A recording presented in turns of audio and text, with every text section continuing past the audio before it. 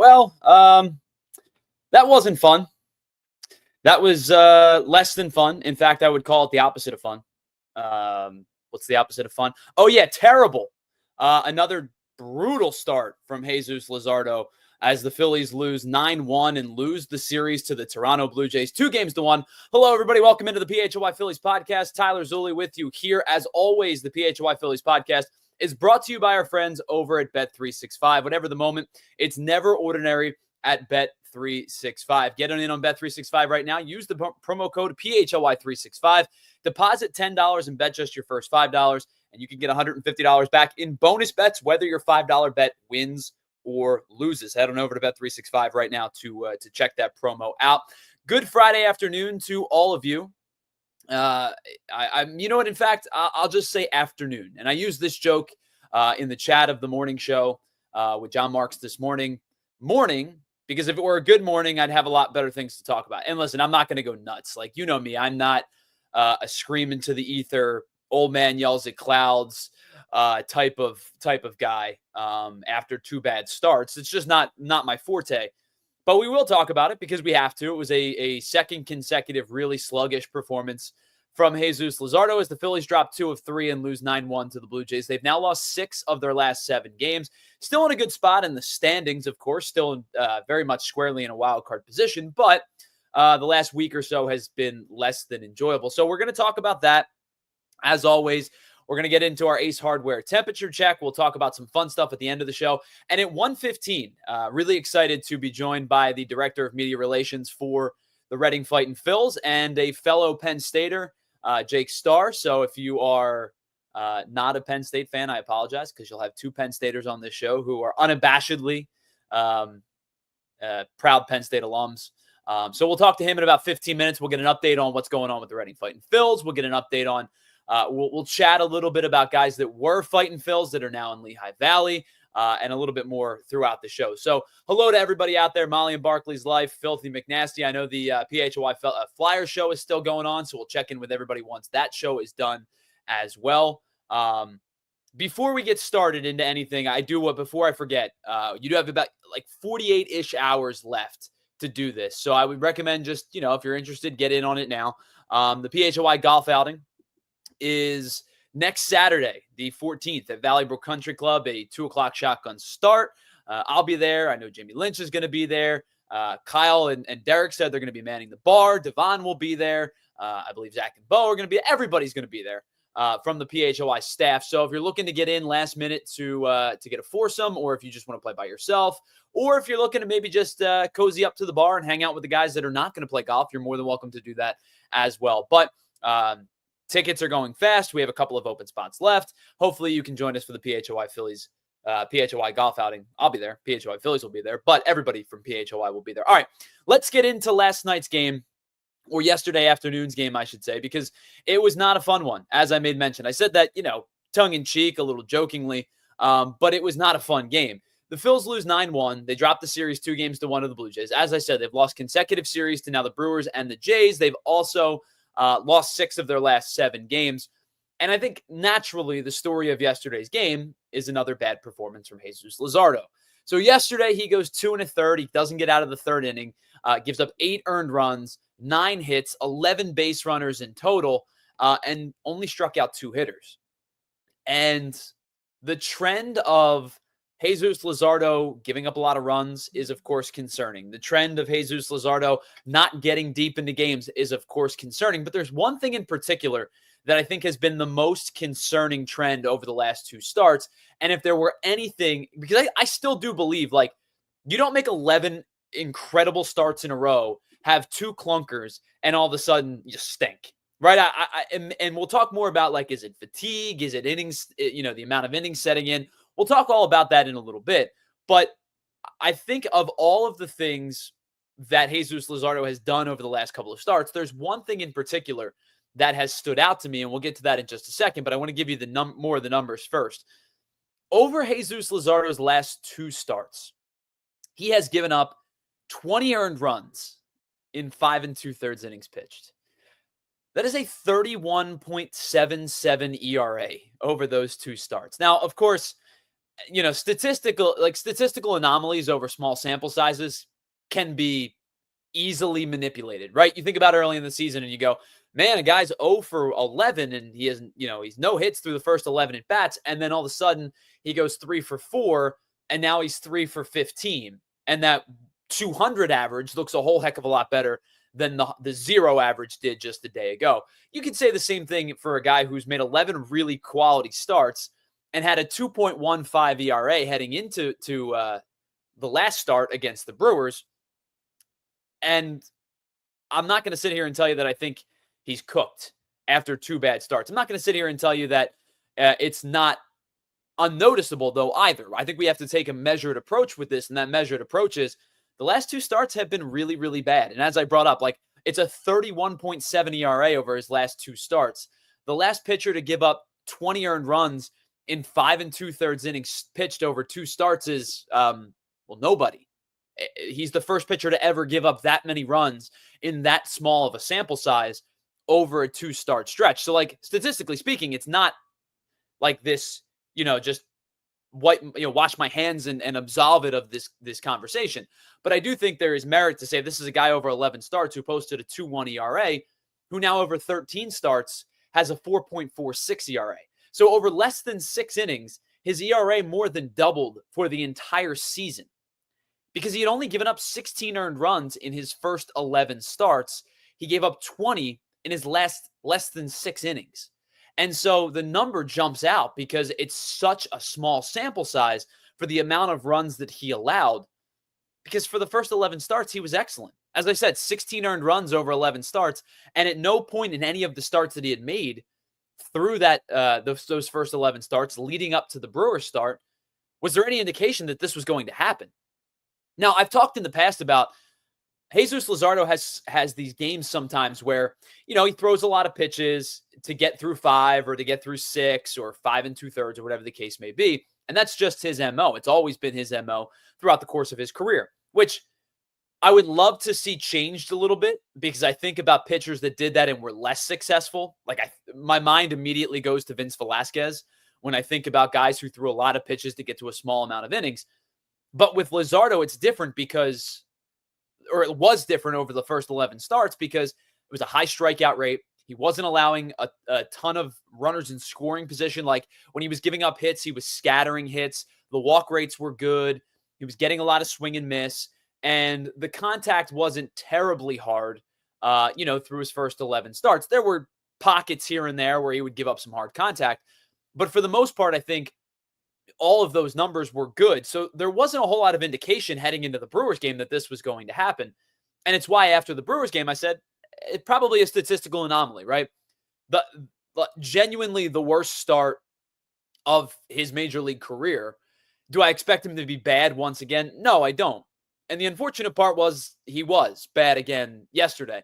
But the 11 starts prior to this, where the K rates were good, the hard hit percentage was fairly good. I think it's gone up slightly since then, but it's been fairly good for most of the season.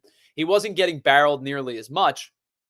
None of that told you that this was going to happen. But over the last 2 starts, the K rates are way down. Like I said, just two strikeouts in yesterday's game against the Blue Jays. Now, Toronto is a team that does not strike out a lot as a team, so that may play a part of it as well because they like to ambush.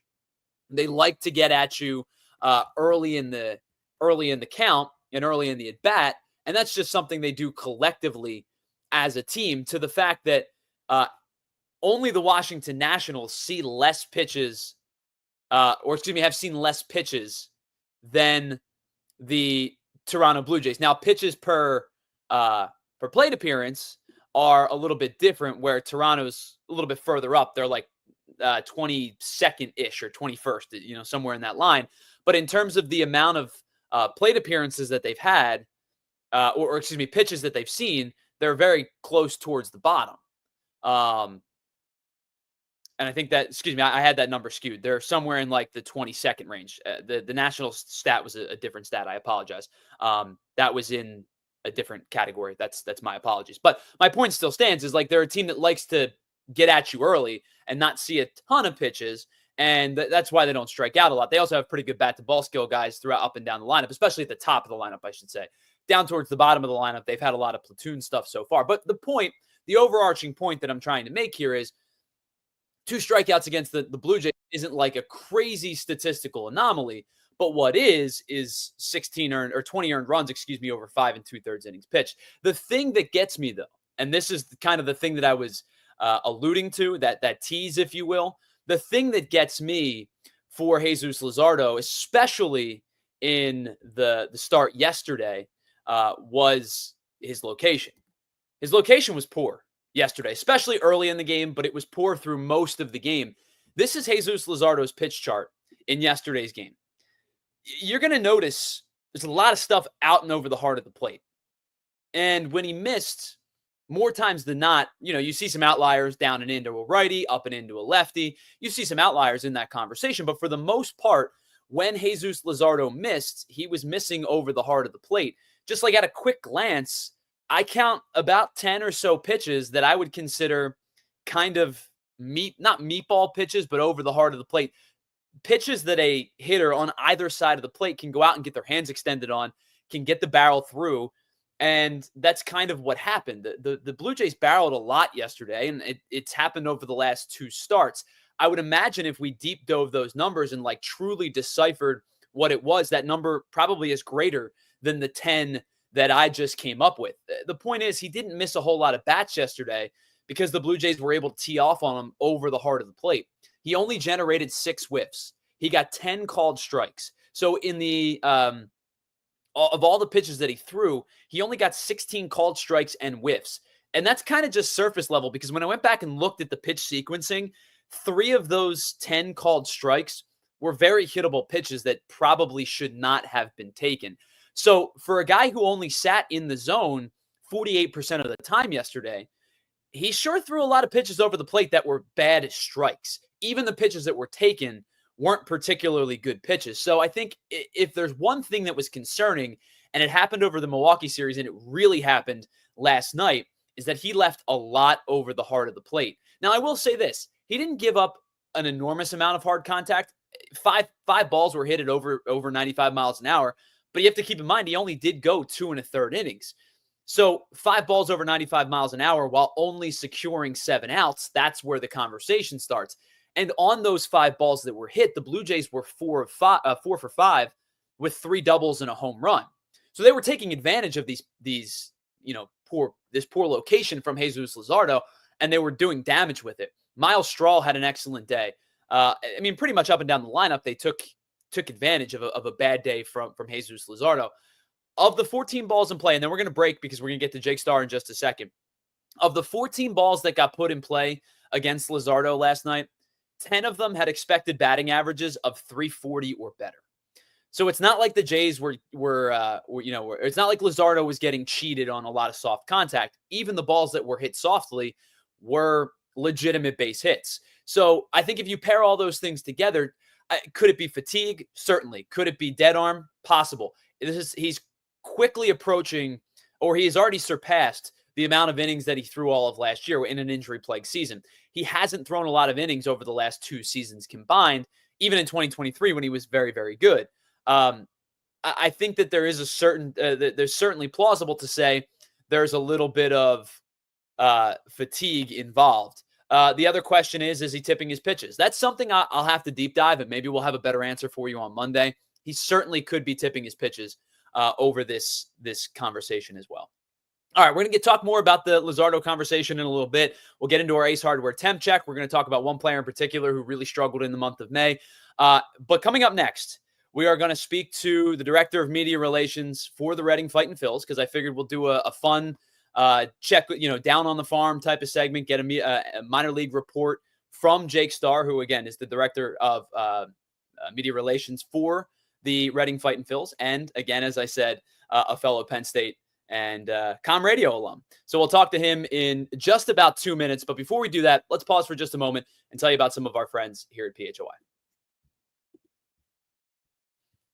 All right, let's start with my hometown casino of choice. That, of course, is Parx Casino. And I say that not just because it's an ad read and not because Parx pays us to do it, because it is literally my hometown casino of choice. Born and raised in Bensalem. I live in Bensalem once again. I could be at Parx by the time I'm done this read and Jake can take over the next segment solo because I'm going to go play the slots, the table games, the crap. All of it is readily available right for me, right off the Street Road exit of I-95 and the Turnpike. You can get there in just minutes from basically all bridges. It is an excellent place to be. But if you can't get to Parx Casino physically, head on over to the BetParx app and the Parx Casino app and the Sportsbook app to play all of the games right in the palm of your hands. All the games that you love in person, like pop culture slots, roulette, cards, dice games, and so much more that can be played right on the BetParx app. Parx Online Casino has the games that you love, whether you're at home or on the go. Must be available or is available in Pennsylvania, New Jersey, Maryland, and Michigan. Terms and conditions do apply. Parx Casino, this is how you win. Must be 21 and over. Gambling problem? Call 1-800-GAMBLER. Empire, you know the jingle, you know the reason behind it is because Empire, when it comes to flooring, that's what they do. They have the professional experts to get your flooring done right. Listen, we've all been to the big box store before, and you wander the aisles aimlessly. You're looking for the right flooring, whatever it may be, carpet, tiling, hardwood, whatever it is, and you end up having to lug all of that equipment out by yourself, and then on top of it, figure out installation and setup and how it's going to look in your home. Not with Empire today. They are the flooring experts. That's all they do, and that's why they're so darn good at it. They are going to walk you through the process from an initial in-home consultation to see exactly how the floors look in your home, your colors, your style, your furniture. They're going to do it with you. They're going to take precise measurements to know exactly how much space that they have and what they're going to put in. And they're going to walk you through the process in only a way that the professionals of the flooring industry can do. So head on over to empiretoday.com to get your free in-home estimate as soon as the next day, because sometimes you don't want to wait at home. And you can get all of your questions answered by the pros with no hidden fees, just all upfront pricing. They want to be honest and upfront with you, and that's one of the best things about Empire Today. So again, head on over to empiretoday.com and use the promo code PHLY for $350 discount. Once again, head on over to empiretoday.com and use the promo code PHLY for a $350 discount. Terms do apply. empiretoday.com/PHLY. Welcome back to the PHLY Phillies podcast. As we are brought to you by our friends over at Bet365, where whatever the moment, it is never ordinary at Bet365. And I am very excited to bring on our next guest. As I mentioned, the Director of Media Relations for the Reading Fightin Phils. And when you work in minor league baseball, you wear a million different hats. And so I'm excited to talk to this guy, not just because he's a fellow Penn Stater, not just because he's a fellow PSU Comm Radio alum. And I don't know if Jake was there when it was 1M or 2. I'll ask him in just a second. But you wear a ton of different hats, and this guy works harder than anybody in the business. What's up, my friend? What's going on, Jake? Appreciate you having me on. I am a 2M Comm Radio guy. I've always been Team 2M since my first year there, but always a pleasure to catch up with a fellow Penn Stater and fellow Comm Radio alum, and just appreciate you having me on. Happy to chat today. So for those that may not know, the student body, the student radio station at Penn State is called Comm Radio. It's been that for years. When I was coming up through the ranks, it was COM Radio. When I left, they decided they were going to add a second M. So now it's COMM Radio. And there's this discord between, it almost feels like the elder statesman and the youth. And maybe it's making me feel old. But there's always been this discord about 1M versus 2M in the Comm Radio logo and how you spell it. But anyway, Jake, you are a man, as I said, who wears a million different hats. And that tends to happen when you work in minor league baseball. So for those that may not know, for a director of media relations, for somebody who does just about everything for the team, what does a daily day look like for you? What do you how does your day unfold leading up to any game on a particular day? Yeah, for sure. I mean, basically kind of the role is you're the head of PR, the head of social media, sometimes the head of the website. You're also the play-by-play broadcaster for the team. So yeah, a typical day, you get in around 9, 10 o'clock in the morning, say for like a 7 o'clock game. You do your game notes in the morning, you run stats out, you meet with the manager, maybe you do some sort of an interview with them or players or coaches or stuff like that. You get your starting lineups, you kind of fulfill all that stuff, do some social media stuff in the afternoon, do some game prep stuff. And then usually for me, start actually like prepping the call of the game, usually around like 2 or 3 o'clock in the afternoon. And then watch batting practice, perhaps get a pregame interview down after BP's over. And then it's just kind of getting ready to call the game and fulfilling any media or social media requests and obligations throughout the day as well. So I'll ask you, the natural transition is, are you a coffee guy or an energy drink guy? Because it's a long day, it seems like. Yeah, I'm sometimes a coffee guy if I need it, but for the most part, I try to do it on no caffeine, Good for which you. is which gets hard. But yeah, I just try to go just lots of water, lots of fluids. But yes, I try to avoid the caffeine. If I really need it, I'll definitely go run the Wawa or something to grab a cup of coffee. All right, so let's break it down. We'll start with the Reading Fightin Phils later in the interview, if you don't mind. We'll talk about some guys that have graduated and are now in Lehigh Valley. But let's start with the Fightin Phils, 19-33 this year. Feels to me maybe like a little bit of a transition period for this team, where as we're going to talk about, some of those guys have graduated to Lehigh Valley and in some cases to the big club. And then I think the next wave of a lot of the highly touted prospects are in Jersey Shore and in Clearwater. What's this season been like for the Fightin Phils? Obviously, record's not something everybody's super excited about, but it's in minor league baseball. Maybe it's not as much about record as it is about progression. What's this season been like for you for the team as a whole so far through the first 50 some odd games? Yeah, for sure. I think the way I would have described the roster, I think coming into the season was a lot of younger guys and a lot of guys who hadn't played much or at all at the AA level. And a lot of guys will always say that the biggest and hardest jump for a professional baseball player to make is the jump from high A to double A. So I think first month of the season we saw that. I think we saw a lot of growing pains maybe for some of those younger players. And I mean, I'll use Aiden Miller as the prime example. Miller 204 through the first month of the season, April to May. And I think for that, just a prime example of someone who didn't have a lot of double A experience under his belt. He had some moments the first month of the season. But overall he struggled. And then I think once the calendar flipped to May, you get more at bats under your belt, you get more comfortable at this level. Miller and a lot of those other guys who were still so young and so new to Double A started to really adjust, right? So we were about a 500 team in May, and I think we reflected that, and the way we played showed that okay, there is progression from month to month, right? Guys are getting more comfortable. We've recently brought in some veteran additions to the roster who I think can just be good for a couple of reasons. A, just inject some experience into a team that didn't have a lot of it. And I think B, also provide mentors, right? I mean, Aiden Miller will be 21 years old on Monday, so he's still so young. He's one of the youngest players in all of Double A. So you bring in some of these older veteran guys that can kind of serve as leaders and mentors for these younger guys. And it's not just Miller. There's other guys that are still young. Hendry Mendez is 21. Keaton Anthony's 23. Leandro Pineda just turned 23. So these are all guys that are A, still young, but B, also young for like Double A's perspective. So having some of these other veteran additions in here, I think really can help the group. So I think you've seen a lot of those quote unquote younger guys have, I think, grown up a lot over just the last 2 months. And I'm really excited for this summer, especially for a guy like Miller, but a lot of the other guys too that are here as they continue to progress and see more pitching at the Double A level. So you brought up a couple of names that we're going to talk about in just a second, in Mendez and Keaton Anthony. But let's start with Aiden Miller, because I think when people think about the Reading Fightin Phils right now, they're thinking about the progression of a guy who is expected and has been highly touted to be an everyday major league infielder, whether it be at short or at third, in the near future for the Phillies. So you kind of alluded to it a little bit already, where it's growing pains and that jump from single A to double A is kind of significant. For those that may just see the stat line and see 239 on the season, what's kind of been the growth and development for Aiden Miller in that month or so? A slow start and then kind of picking it up since then. Yeah, I think the growth has been pretty substantial, I think, over the first couple of months. I think the 239 is more of a byproduct of the tougher April, because May hit 284, much better month from what he put down in April. I think I'll start defensively with Miller, because I know you mentioned left side of the infield. You asked Miller, you asked the Phillies. I mean, they still have every intention on him being a shortstop. They're gonna give that a shot.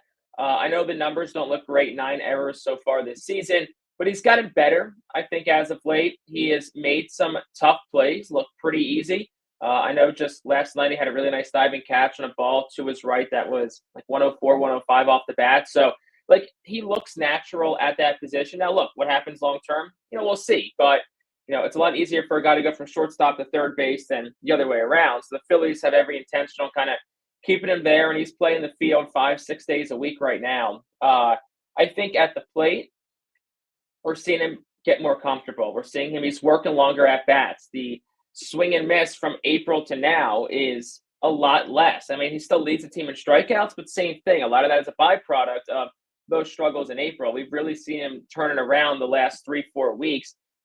They've recently moved. He was batting second all year through 2 months. They've recently moved him back to the top of the order. And I was talking to him, I think it was 2 days ago, and I was like, when was the last time he hit leadoff? He hit leadoff for a good bit in Jersey Shore last year, and he loves that leadoff spot just because it's like, hey, I know I'm going to get a fastball.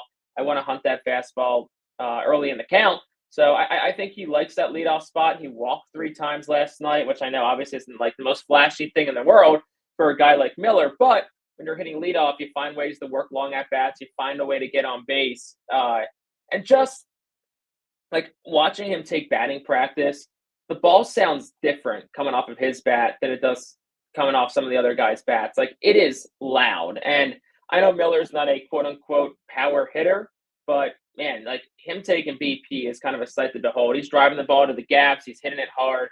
And I think the other aspect of Miller's game that has really blossomed this year that I don't think people expected, maybe they expected some of it, but not at the level that it is now, is his ability on the base paths. He's stolen 20 bases this year. It's June the 6th, right? Like, that's tied for the most in the Eastern League. I was looking this morning. It's third in the Phillies organization overall. I mean, jokingly, I was saying this last night on the air, Crawford's got 23 stolen bases. Miller's got 20. Going into the year, if you would have told somebody Miller and Crawford were going to be almost neck and neck in stolen bases, they would have laughed at you, right? So it's cool seeing that other aspect of his game kind of take shape. And now back to the batting average. I mean, you look at, it was about a year ago this week when the Phillies promoted Miller from from Clearwater to Jersey Shore. Similar situation. Got off to a really tough start, got comfortable, turned it around. And we're in the midst of that turnaround and him getting comfortable at the AA level. So I don't want to put a big prediction out there, but like, I am under the impression, and I think that we're in for a really special summer of Aiden Miller. Now, I'd like him to be at this level for the entire year, A, selfishly, but B, also because I think that he's just 21 years old. He could really benefit from a full season in AA.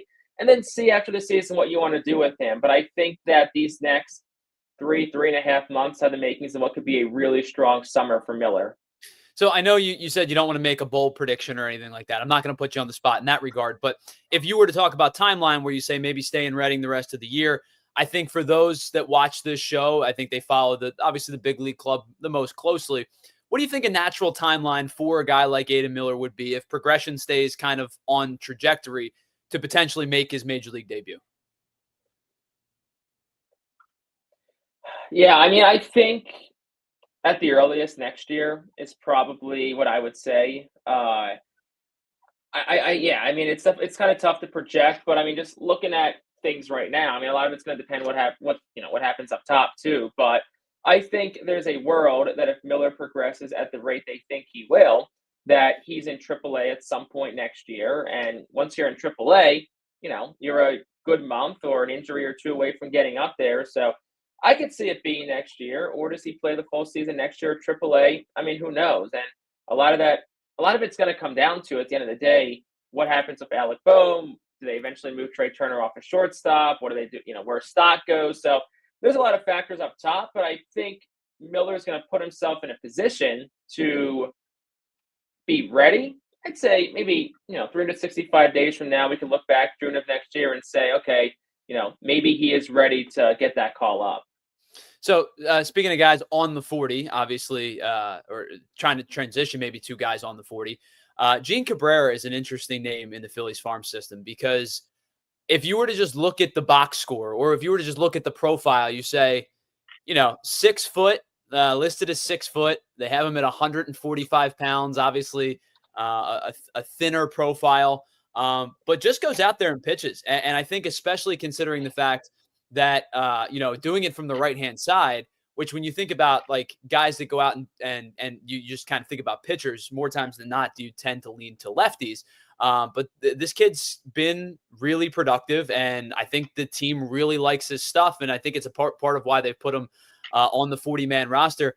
What's your assessment of Gene Cabrera so far this year and kind of his outlook moving forward?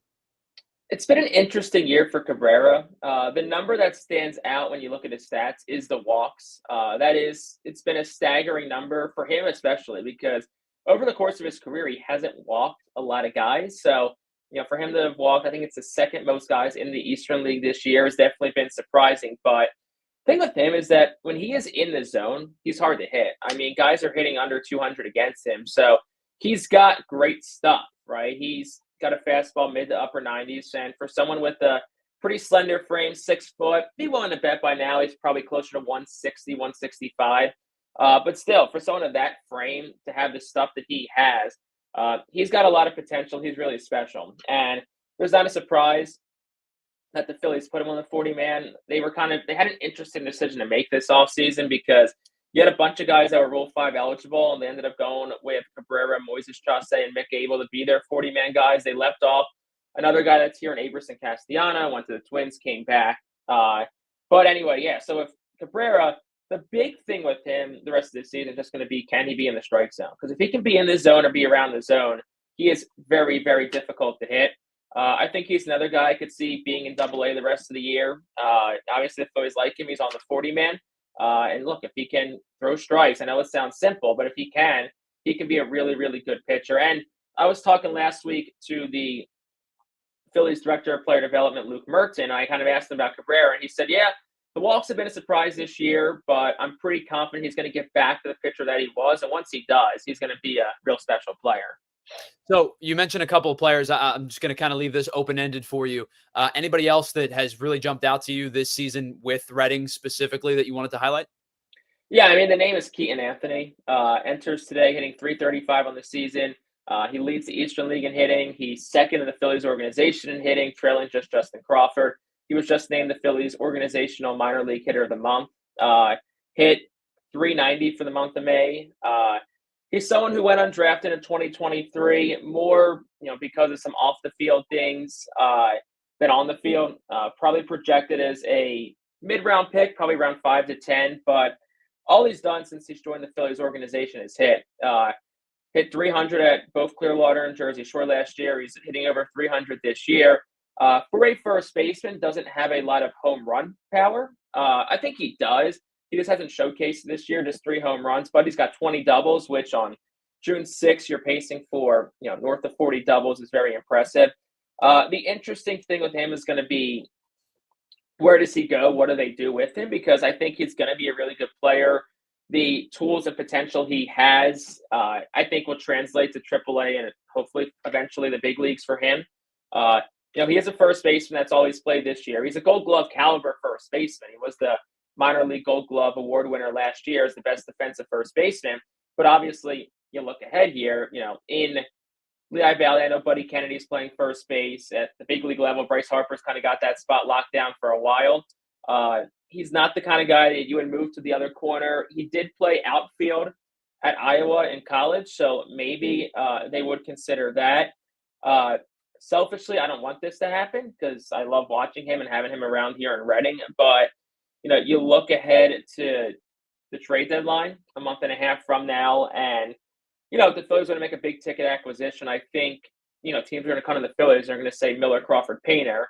I think Dave Dombrowski is going to be pretty hesitant to move one of those 3 because I think he's high on all 3. So then you kind of go, okay, who's that next tier of guys? I think that next tier of guys is Otto Kemp, Mick Abel, and Keaton Anthony. So it wouldn't shock me if one of those 3 get dangled in a trade if the Phillies want to make a big ticket addition.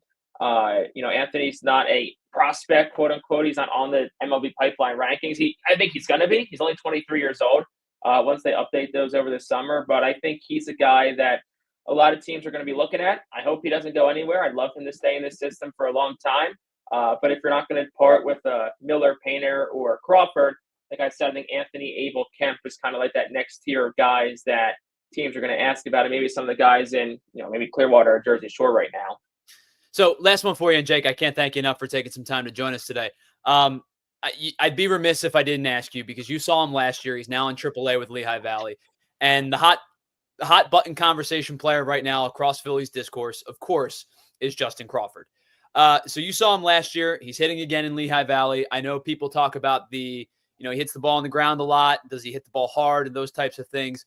In your estimation, as somebody who saw him last year and continues to follow him through Lehigh Valley, especially with the fact that, the center field position's kind of been in flux this season, probably a simple question with a difficult answer. Is Justin Crawford Major League ready? I think so. Yeah. I mean, at some point, I don't want to sound old school, right? Versus this whole new school era of baseball, but it's like Moneyball, right? Like, not Moneyball, Trouble with the Curve, the movie with Clint Eastwood. If a guy can hit, he can hit, right? Like, you can look at all these other things. He has a high ground ball rate, but the guy's hit everywhere he's been. He hit in Clearwater, he hit in Jersey Shore, he hit in Reading, and he's hitting in AAA. And I mean, he's hitting almost 350, right? It's June 6th. This is not an anomaly at this point. Does he have a high ground ball rate? Yes. But at the same time, a guy like that, you start forcing him to hit the ball in the air, what's going to happen? Does he have the strength to put the ball over the fence? He's hit home runs before. He's got pop. I think he's still very slender. He's going to fill out that frame, I think, over the next 3, 4, 5 years. I don't think he's done growing and developing. But if you all of a sudden try to change his swing to hit the ball in the air more, you might lose a lot on the warning track. And would you rather have that, or would you rather have a guy that can slap the ball on the ground the other way and find a way to get on base? I mean, like Tony Gwynn was never a power hitter, and he made a living off of just shooting the ball through that 5.5 hole between the shortstop and the third baseman, right? So to answer your question, I think he's big league ready. He's got a big league caliber glove. And look, I mean, guys hitting 350 in AAA, at some point you're going to have to ask yourself and say, okay, like, what's next for him? So I think he's ready. I'm not concerned about the other things, because at the end of the day, it's a results-driven business. And the guy has produced results everywhere he's been. And, will he do it at the big league level? We'll have to see. But is he ready for a shot? I kind of just talked about Miller not rushing him. But if a guy like Crawford, he's showing you I'm ready. So I think we'll see what happens, but it wouldn't shock me if there's something hopefully here soon. Jake, I can't thank you enough for your time. You can follow Jake on Twitter at JStar1999. And of course, check out all of his work. As he laid out, his 14-hour days are rigorous, but he does an incredible job, whether it be through the media guides or calling the games and everything in between. So you can check out all his work with the Reading Fightin Phils. Heading to Harrisburg tonight for a game against the Sens. And again, can't thank you enough for taking some time to join us today. Yeah, appreciate you having me on. I'll drop a little "we are" before I head out. That's today. right. I will end this with a Penn State. Thank you so much, Jake. Appreciate you for joining the show today. There he is, Jake Starr from the Reading Fightin Phils, the man who does everything for the media relations team, between play-by-play and interviews and box scores. And it is a grind, my friends. It is a very, very difficult grind to be a minor league, the play-by-play voice, to be a minor league media relations director, and Jake does an excellent job. The Reading Fightin Phils are in awesome hands. All right, we're going to pause for just a moment. On the other side, we'll get into our Ace Hardware temperature check, and then we'll wrap things up today with a little bit of baseball roundabout. We'll talk about the Pirates series coming up. We had a lot of conversation. I know we did the show about the Phillies quarter century team about 2 weeks ago. We got a lot of conversation on Twitter about it, so I want to talk about that. We'll wrap things up with some fun as we head into the weekend. It's the PHLY Phillies podcast, brought to you by our friends over at Bet365. Whatever the moment, it's never ordinary at Bet365. Speaking of Bet365, let's do it now. Our friends over at Bet365 are our presenting sponsors, and again, it's never ordinary when it comes to Bet365. You've heard me say that a million times by now, but the reason is because 90 million users get in on 780,000 live stream events each and every year, including, how about this, Game 1 last night of the Pro Hoops Finals. What a basketball game. An unbelievable game. OKC had the lead for all but about a half of a second. Indiana at the end, just unbelievable finish to the game. But you can get in on all of the live in-game betting as those lines change throughout 78 different platforms. And with Bet365 early payout, your team is a winner in the NHL if they're up by 3 goals. Or how about in the NBA if your team's up by 20 points? Now, it wasn't 20 points yesterday, but it was pretty darn close. So you might have been able to say, hey, I won my bet, even though I bet OKC and they didn't win the game. Because, that man on Indiana, my goodness, is he just a He has risen to superstardom as of late. Of course, I'm speaking of Tyrese Halliburton. He's been awesome as of late. And how about this? As always, new customers now get $150 back in bonus bets when you bet $5, win or lose. So what you're going to do is you're going to sign up, use the promo code PHLY365, deposit your first $10 and just place a bet for just $5, and you'll get $150 back in bonus bets, whether you win or lose. It can be used on spreads, totals, player props, futures, so much more. And that's why, whatever the moment,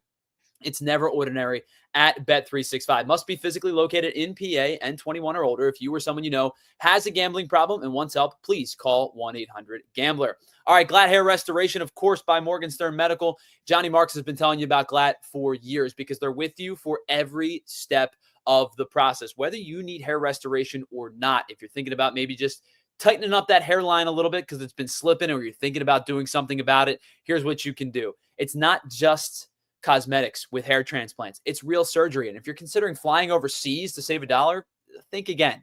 Right in our backyard, Bala Kinwood. That's where GLAT Hair by Morgenstern Medical is located. You're going to get board-certified surgeons who have over 30 years of experience in this type of field. They follow strict U.S. safety standards and deliver results that actually last. And the best part is right now, if you're thinking about, hey, my hairline's slipping a little bit, you can text them a photo of your hair, and the team is going to look at it, and they're going to tell you exactly what the best options are for you. They're going to give you expert insight with no pressure whatsoever. So you can skip the travel and the risk by getting real care from a trusted local team. Take your photo and text it, or you can call 610-980-4000 and visit GLATHairMM.com. Once again, that's GLAT Hair by Morgenstern Medical. Let's get your hairline back in the game. All right, welcome back to the PHLY Phillies podcast, brought to you by our friends over at Bet365. Didn't get a chance to say hello to everybody in the chat, so hello to K-Red, Ray Schumacher, Barbara Carroll. Earlier in the show, I know Filthy McNasty was here. Player One in the Mad Cats, Molly and Barkley's Life. Everybody in the chat, thanks so much. Peeling Onions, thank you all so much for hanging out with us. I really appreciate it.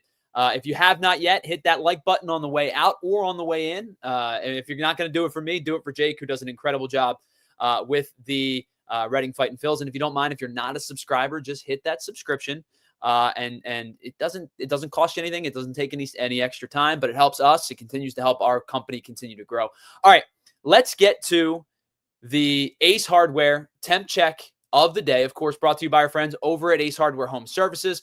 Whether you're looking to get a leaky pipe fixed, heating, cooling, whatever it is, head on over to Ace Hardware. They are the team that is going to help you get the job done. Not just get it done right and get it done quickly, but get it done, all of those things combined. And that is our Ace Hardware temperature check. Of course, that's why we check in with our Ace Hardware temperature check. And our temp check today, unfortunately, is a cooling down player. We check in on a player who's either heating up or cooling down.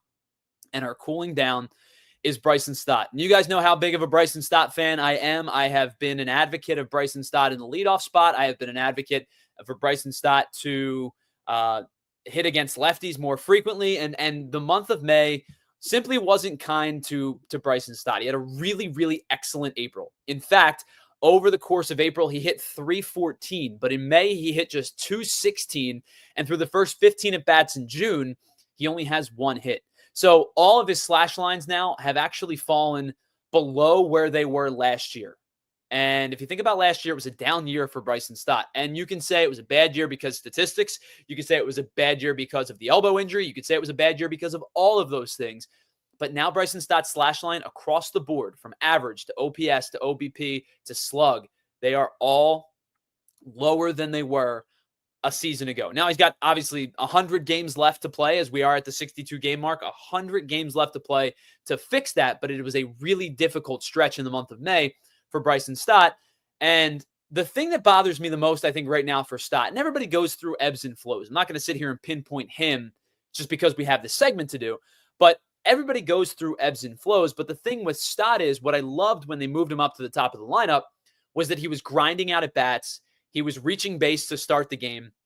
He was making pitchers work. I think back to that 4-game series against the Giants and the one that followed, and I don't remember who it was that followed, but he was good. It may have been the Mets series, but he was good even when the Phillies were not. But there was a point where when they moved him to the leadoff spot, and not entirely because Trey Turner was doing it against lefties, but when they moved him to the leadoff spot, he had 8 out of 9 games in which he reached base safely to begin the game, whether it was via a hit or a walk. And he was really, doing an excellent job of spraying the ball to all fields. And that's when Bryson Stott's at his best, is when he's hitting with 2 strikes, when he's going the opposite way. Jake brought up talking about Justin Crawford and his ability to spray the ball through the 5-5 hole and to spray it down the left field line and, leg things out and things like that. I think Bryson Stott should be that same guy. And when he's going, he is that same guy. Speed on the base pass, the ability to choke up and send the ball, shoot the ball the other way with 2 strikes and fend off breaking pitches and things like that. When Bryson Stott is going, those are the things that he does well. And so far in the month of May, or through the month of May and into the month of June, he really hasn't done that. So despite all of the fact that he was 8 for 9 and all that, and he was progressing as the Phillies leadoff hitter against right-handed pitching, as the leadoff hitter this year, now he's down to hitting 237. And I think perhaps what's more concerning is the fact that his on-base percentage is only 287. And the reason that I say that is because the hitter that we know Bryson Stott to be is the patient, wait it out, grind out at bat hitter. He doesn't chase a lot. He doesn't whiff a lot. He doesn't strike out a lot. But the problem is when you're doing all of those things and your OBP is below 300, what you're not doing is walking enough. And what you're not doing is taking advantage when you're ahead in the count. And so the bad news is that he's putting the balls that he's putting into play really aren't being hit very hard or with much conviction at this current moment.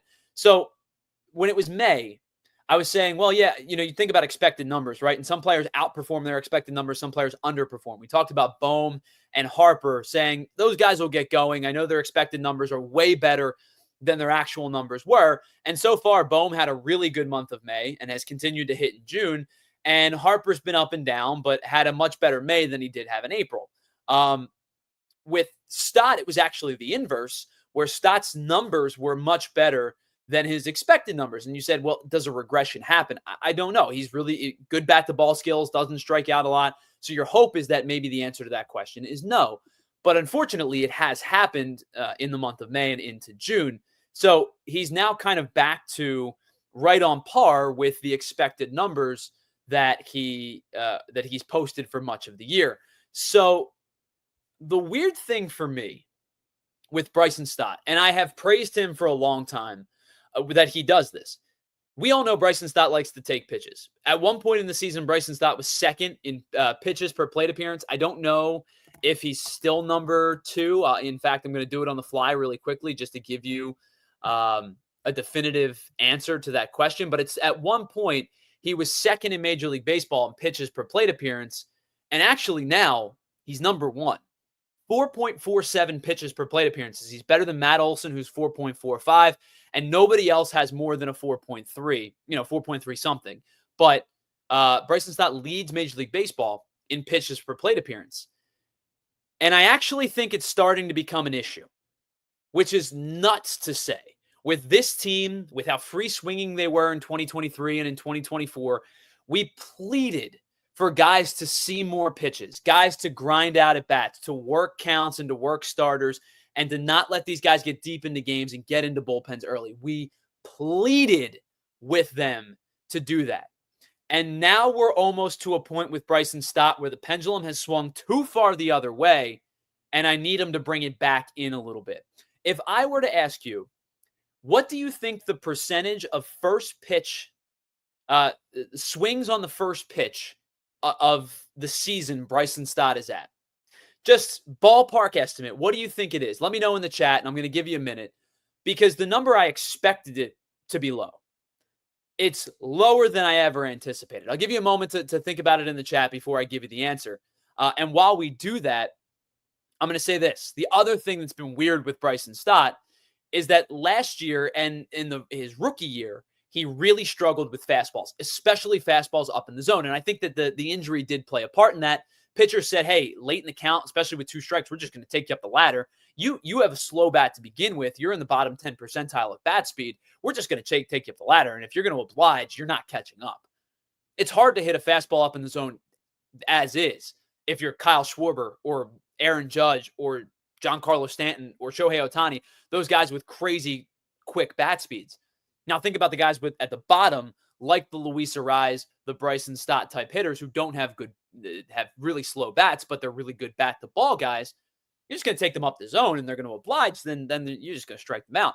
But last year, he really struggled against the fastballs, but thrived against breaking balls. He hit over 309.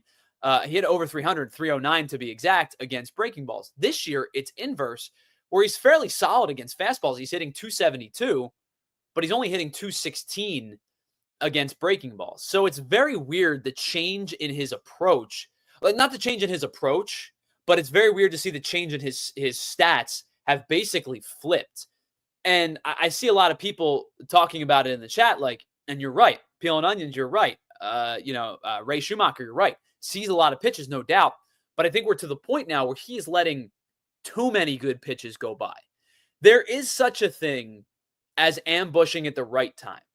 And I think the best hitters know when to ambush a fastball. It's not a perfect science. It's a hard thing to do. But the best hitters know when the right time and place is to ambush a fastball. And the time is early in the game, especially with nobody on, go after a fastball up in the zone. And I think the point is he's letting too many pitches go by at this point, which is, again, I think it's bonkers to say, because all we did was plead with the Phillies to see more pitches. So I'll give you the answer to that question.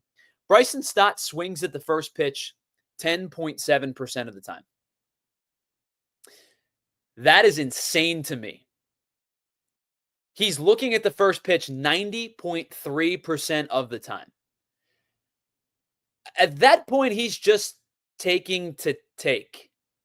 Because they're like, and again, I will never bash a player for wanting to see pitches and wanting to stretch out an at bat, especially, maybe the second time through the lineup, especially if you are, you got the runners on second and third and one out, or bases loaded and one out, like he had last night or 2 nights ago? 2 nights ago, I think it was.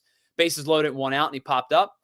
Like, selectivity is important. It's definitely important. But to see 90.3% of your first pitches go by. Now, like, granted, that's not to say they're all strikes. So sometimes it's the right call, right? If you're taking a ball, it's the right call. But I think he's letting too many good pitches go by at this point. And I think it's almost like the pendulum has swung back the other way. That's our Ace Hardware temperature check. Check out Ace Hardware at acehardwarehomeservices.com for all of your home service needs, where they bring the helpful hardware folks to become the helpful hardware home service team. That's our Ace Hardware temp check. One more pause for us here as we wrap things up on a Friday afternoon. We'll have some fun as we kind of go through the rest of the show, talk about the series preview against the Pirates, and I want to get into that quarter century debate. But before we do that, one last time, let's pause for just a second and tell you about some of our friends here at PHLY. All right. One final break. I promise that's it. Let's get to Ashley. Ashley, if you're looking for new furniture, it's never been a better time with our friends over at Ashley. You can get in on the contest below at at allphy.com/Ashley. But if you're just looking to buy some new furniture, whether it be outdoor or indoor, low prices are blooming. And of course, you can continue to spring into savings at Ashley, even as the weather starts to heat up. Save up to 50% off living rooms, bedrooms, dining rooms, and the best part is you'll have it all delivered to you for free. Plus, you can get long-term no-interest financing and save on the top brand mattresses and, of course, get that set up. And the best part is you can get removal for free as well. I've told you this before. My wife and I just bought some new bedroom furniture, some dressers and things like that. We had our old college furniture, and it was just getting to the point we needed to become, a little bit more of adults and buy some nicer furniture. So we did. They took my wife's dresser out because it was still in good condition. What I did, I took my my dresser out towards the dump, and I office spaced it, and I smashed it with a hammer because it was falling apart. But if I needed them to take it out, they would have done it as well. So don't wait, as you can spring into savings now at Ashley, South Jersey, and Philadelphia. Financing with approved credit, minimum purchase required. Some exclusions do apply. See store for complete details and head on over to ashleyfurniture.com for more information. Art of Words, one of my favorite artists in the Philadelphia scene. Whether you're thinking about getting a piece with every Eagle ever that makes up the link, or every Philly ever that makes up Citizens Bank Park, if you're thinking about buying a piece of art that really embodies the spirit of Philadelphia and Philadelphia sports, Art of Words has you covered. But it's not just sports. He's also captured Boathouse Row, Reading Terminal, Philly Skyline, the Jersey Shore, and so much more. So whatever makes us uniquely Philly, and the surrounding area, the Art of Words has it covered. And they make unforgettable gifts for the sports fan in your life. Graduation season is upon us. Father's Day just 2 weeks away, whatever the occasion. Head on over to artofwords.com to check out all of the latest and greatest art. Started selling art in the K-Lot and Rice's Flea Market and continues to credit Philly fans for launching his career. And it's not just Philly stuff either. Maybe you have an out-of-towner. Maybe you have somebody who lives in the area now but grew up in Atlanta or Oklahoma. And the reason I say those two is because I've seen art about Truist Park and Boomer Sooner, Oklahoma football stadium. They're all excellent pieces. They're conversation starters where you'll spot a name and then another, and soon everybody's playing that game where you get the bros to hang out and you start naming random Phillies from the 2000s. Maybe that's just me. That's what my weirdo friends and I do. But it's just a conversation piece. So again, head on over to artofwords.com to use the promo code PHLY and get 15% off at checkout. Welcome back to the PHLY Phillies podcast, presented to us by our friends over at Bet365. Whatever the moment, it's never ordinary at Bet365. I know somebody in the chat a while back said their kid is heading to PSU in the fall. Well, congratulations. That is awesome. I am thrilled to welcome another Nittany Lion to the fold. I hope they have a wonderful time. It was Filthy McNasty. Congratulations. Your son just graduated high school and is heading to Penn State in the fall. Best of luck. Enjoy it. I hope he soaks it all in. 4 years, as we all know, with college flies by in the blink of an eye. And it is gone before you know it. So enjoy it. I hope he has an absolute blast. K-Red, yes, that is – I don't know if anybody else does this, right, where you just sit around with your boys. I shouldn't exclude anybody. You sit around with your friends and you're all big time sports fans and you just go, all right, we used to do this all the time. Like, you get a couple beers, you're sitting around the fire in the summer or around the pool deck or whatever it is. And you start playing the game of, all right, I'm going to name a random Philly from the 2000s before they were good. And you just start naming guys, right? And it just evolves into like, you pick a guy who was my go-to random Philly is Yude Brito. And if you remember Yude Brito, he made 5 starts for the Phillies. Might have been a little bit more. But you start to get the most obscure players possible. And then you start thinking about, K-Red, to your point, you don't just bring up anybody. You're not saying Kimo Timonen for the Flyers, right? It's not like, oh, yeah, remember Brett Myers or remember Jamie Moyer? It's like, no, you're talking about, remember when Andy Tracy played for the Phillies? Remember when So Taguchi was on the Phillies bench for the World Series team? Do you remember that Adam Eaton has a World Series ring? Those games are my all-time favorite games because you could play for hours and you just sit around and that is, again, I don't mean to discredit any friend groups. It just so happens it's me and my guy friends. It's all guys in the group that do it, but we do it once a night when we're together hanging out. You have a couple drinks and you're hanging out, you're watching the Phils or something, and it always devolves into that game. And I say devolve, maybe it's not devolve, maybe that's not the right word because it makes it have a negative connotation. It's just one of those fun games that we end up playing, and then you go. You're out if you name somebody that somebody already named, or you name somebody that's too not obscure. It's a really weird way of saying it. If it's too obvious, nope, you're out. Game over. All right. We have a lot to get into. We're not going to do it today just because we're running out of time. I want everybody to go and enjoy their Friday afternoon. Enjoy your weekend. The weather is gorgeous. I've got a wedding to go to. I am going to be in a suit and tie at an outdoor wedding. So that should be fun. The wedding itself is going to be a blast, but we are going to sweat. But I have a wedding today. I hope whatever you're doing on this beautiful Friday afternoon, whether it includes watching the Phils tonight, heading down the shore, heading up the mountains, hanging out at the pool. I know my mom today started opening her pool, and I'm super excited for summer to roll around fully because of that. Whatever you're doing, enjoy your weekend. I hope you have an excellent weekend. Thank you so much for hanging out with us. Once again, K-Red, Ray Schumacher, Molly and Barkley's Life, Peeling Onions, John Peace, Filthy McNasty, everybody that was in the chat. Thank you all so much for being a part of today's show. And a massive thank you to Jake Starr from the Reading Fightin Phils, the Director of Media Relations for the Reading Fightin Phils. Thank you so much for joining us as well. We'll be back next Monday as we wrap up the Pirates series and start to look ahead to next week as well. We'll talk to Bob Cooney, going to try to effort Jim Salisbury. We haven't talked to him in a while, so we'll have Jim on the program, and we'll do that all next week. Have an unbelievable weekend. Enjoy the warm weather. Enjoy the Phils and the Pirates tonight as the Phillies throw a bullpen game. Joe Ross gets the start. We get another Paul Skeens game on Sunday. I'm looking forward to that. Enjoy your weekend, and I will talk to everybody on Monday at 1 o'clock right here on the PHLY Phillies podcast. See ya. We all silly like the mayor.